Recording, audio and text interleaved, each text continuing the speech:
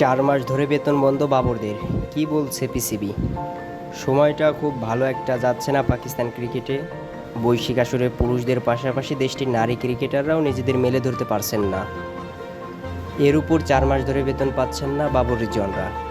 অনেকের ধারণা আর্থিক সংকটে ভুগছে পিসিবি। এবার জানা গেল আসল কারণ।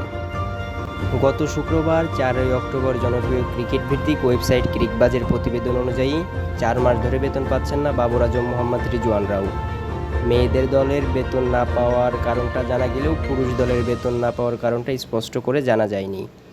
পিসিবির সঙ্গে নারী ক্রিকেটারদের বর্তমান চুক্তির মেয়াদ 23 মাসের। কেন্দ্রীয় চুক্তি শুরু হয়েছে 2023 সালের 1 আগস্ট থেকে। এটা শেষ হবে 2025 সালের 30 জুন।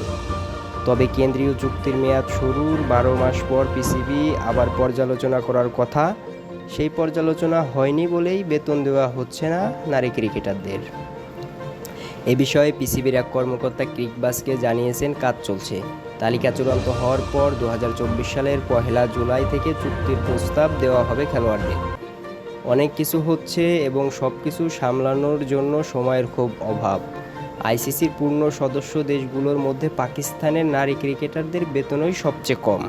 যদিও পিসিবি বিশ্বের চতুর্থ ধনী ক্রিকেট বোর্ড, এদিকে পাকিস্তানের গণমাধ্যমের ধারণা অন্যান্য ক্রিকেটীয় বোর্ডগুলোতে বোর্ড কর্তারা বেশি ব্যস্ত থাকায় বেতনের বিষয়টি নিয়ে ভাবার সময় পায়নি তারা।